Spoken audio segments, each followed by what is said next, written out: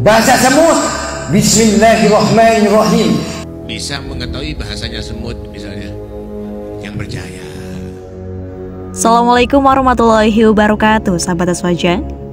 Mungkin sebagian besar dari kita pernah mendengar seorang bernama Mama Gufron mengklaim bisa berbahasa semut. Seperti berikut. Makanya ditanya kata semut, ini bahasa semut. Bismillahirrahmanirrahim.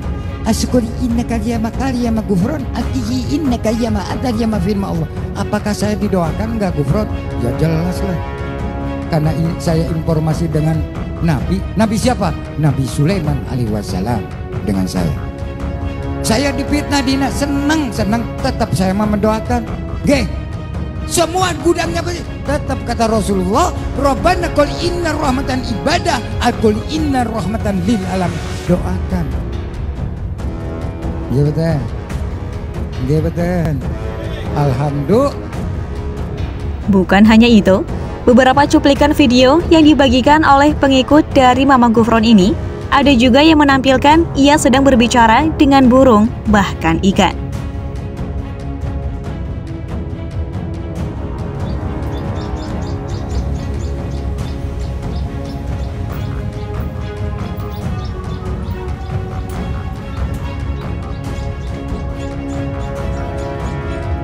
Lalu, yang cukup mencengangkan lagi, Gufron pernah mengklaim di depan pengikutnya bisa berbahasa jin dan malaikat. Ini bahasanya, bahasa jin. Bismillahirrahmanirrahim. Zakatu bi ajin qad adakum ma hum adakat. Itu bahasa jin. Beda dengan bahasanya malaikat. Bismillahirrahmanirrahim. La ta'dhi inna ja'alna Allah. Saya cara ngobrol pakai bahasa khusus, yaitu bahasa alam kubur. Laqad inna rahmatan kalam wa maqali inna rahmatan malaikat Jibril wa maqali inna rahmatan ya Rasulullah wa maqali inna rahmatan basunan ampel la alayya mafirma. Percaya atau tidak? Minggir. Percaya atau tidak? Nah, betul atau tidak? Jadi saya ngobrol dengan basunan ampel, insya Allah. Akrob. Jadi akrob itu ngobrol. Dia kebetulan ada. Sebentar lagi dia berangkat. Insya Allah Gus. Jangan takut ya Gus. Insya Allah. Insya Allah. Teruskan perjuangan. Nitip. Itu aja Gus. Bismillahirrahmanirrahim. Assalamualaikum warahmatullahi wabarakatuh. Santai lah. Oh ini ada yang meninggal, disolatin di sini. Tanggung jawab saya. Solatkan. Saya langsung lihat dulu nukar naki. Jangan tanya-tanya, ini urusan saya. Selesai. Loh iya, karena saya mati dulu. Tahu seluk beluknya. Itu enggak? Kalau ibu bapak tahu seluk beluknya? Banyak di sini yang ikut jamaah sini yang sudah wafat.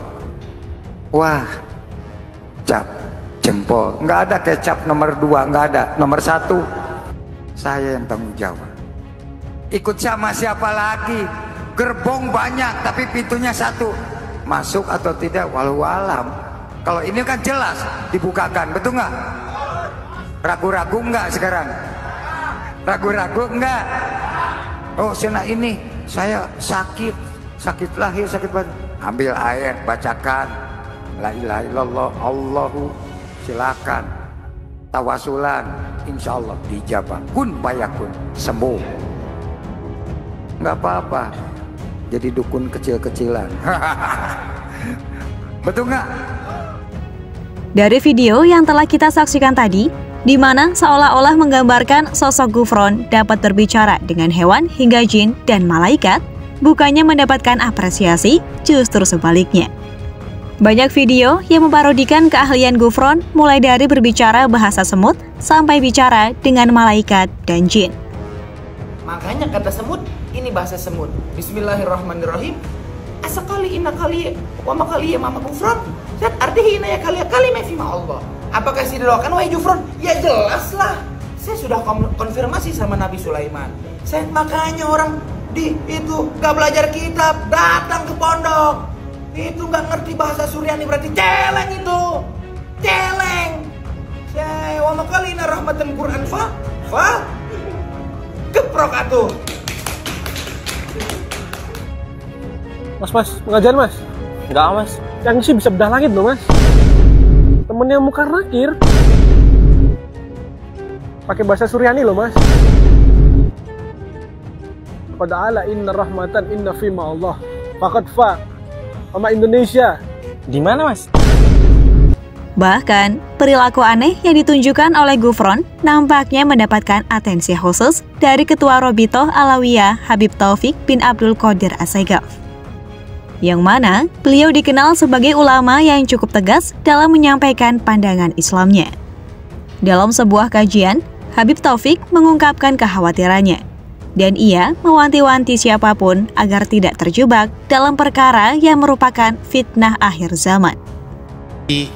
Dia tadi itu bisa mengetahui bahasanya semut misalnya, yang percaya, paham ya?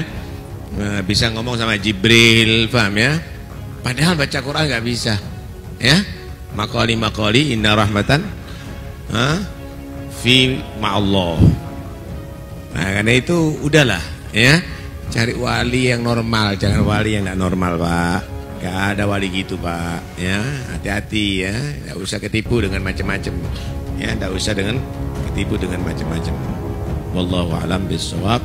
Ya mungkin insyaallah. Di sisi lain, sosok Gufron kerap membawa-bawa nama ulama besar Islam seperti Syekh Abdul Qadir Jailani pada pidatonya, yang mana ia mengklaim bahwa Syekh Abdul Qadir Jailani iri pada Gufron. Berikut videonya.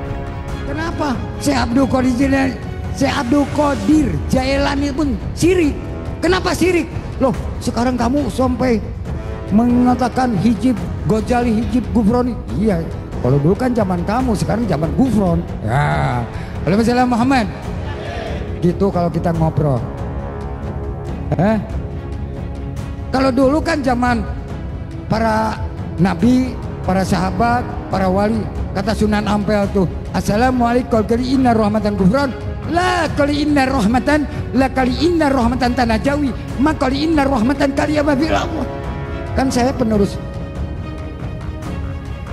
Sunan, masa nggak boleh ngerestui nggak? Silakan, kalau nggak ada nggak beres, bantai aja, bantai apanya? Akhlaknya. Allahumma Muhammad. Dan yang lebih miris, Gufron juga sering mencatut Rasulullah Shallallahu Alaihi Wasallam serta sahabat dalam beberapa pidatonya, yang mana hal itu jelas sebagai suatu penyimpangan yang dilarang keras dalam Islam. Qali inna rahmatan Syekh Nawawi wa maqali inna rahmatan Abuya Mama Arwin fa qali inna kalima ulama wa maqali inna kalima guru-guru wa maqali inna rahmatan ibu bapak lakal hatta liyama fil masyirik maka liyama fil maut. Silahkan, saya tanggung jawab. Coba menanyakan kepada baginda Rasulullah Sallallahu Alaihi Wasallam. Ya Rasul, Assalamualaikum ya Rasulullah Sallallahu Alaihi Wasallam. Rabbana qul inna kaliyama ummati ya Rasulullah wa qul inna rahmatan Indonesia al qul inna rahmatan tanah Jawi. Naam, syakam fi inna kaliyama fil ma Allah. La hada inna rahman rahim innaka ya rahman rahim wa maqal inna rahmanan rahim syaqal inna kalima ummati. Insyaallah saya mengeluarkan jiwa raga saya, menanyakan kepada sahabat Sayyidina Ali, Umar, Utsman, Abu Bakar, menanyakan lagi kepada Imam Ghazali, Imam Syafi'i, Imam Hambali, Imam Maliki, nanyakan lagi kepada Syekh Abdul Qadir Jailani. Semua ditanyakan sampai kepada guru-guru, sampai kepada ulama-ulama. Tanggung jawab atau tidak? Saya silakan mau di apapun, karena saya cinta Indonesia, cinta dunia. Mudah-mudahan berkah, selamat dunia dan akhirat. Biar saya jadi tumbalnya, saya juga tanggung jawab dunia akhirat. Karena apa? Allah pun tanggung jawab. Bahkan, Nabi memberikan peringatan berulang kali akan bahaya berdusta atas nama Nabi. Yang kita bahas sekarang adalah tentang dosa orang yang berdosa atas nama Nabi Sallallahu Alaihi Wasallam. Bahaya ya, karena berdosa atas nama Nabi tidak sama dengan berdosa atas nama selain Nabi Sallallahu Alaihi Wasallam. Sehingga para ulama khilaf, sebagian ulama seperti Abu Muhammad Al-Juwaini, Al-Ab, ya, sang ayah, anak-anaknya namanya Abul Ma'ali Al-Juwaini, ya. Bapaknya Al-Juwaini mengatakan orang yang sengaja berusaha nama Nabi SAW kafir. Hukumnya apa? Kafir. Namun jumhur ulama mengatakan tidak kafir, hanya termasuk dosa besar yang paling besar di antaranya adalah berusaha nama Nabi SAW. Kenapa? Karena kalau berusaha nama Nabi SAW, akhirnya menimbulkan syariat, menimbulkan hukum, ya. Menimbulkan hukum dan yang lainnya. Hadis nomor 106, qala haddatsana Ali ibn al-Ja'ad, qala akhbarana Syu'bah, qala akhbarani Mansur, qala sami'tu Rib'i ibn Hirashin yaqul sami'tu Aliyan yaqul. Aku mendengar Ali bin Abi Thalib berkata, qala Nabi sallallahu alaihi wasallam, Nabi sallallahu alaihi wasallam bersabda, la takdzibu alayya, janganlah kalian berdusta atas namaku.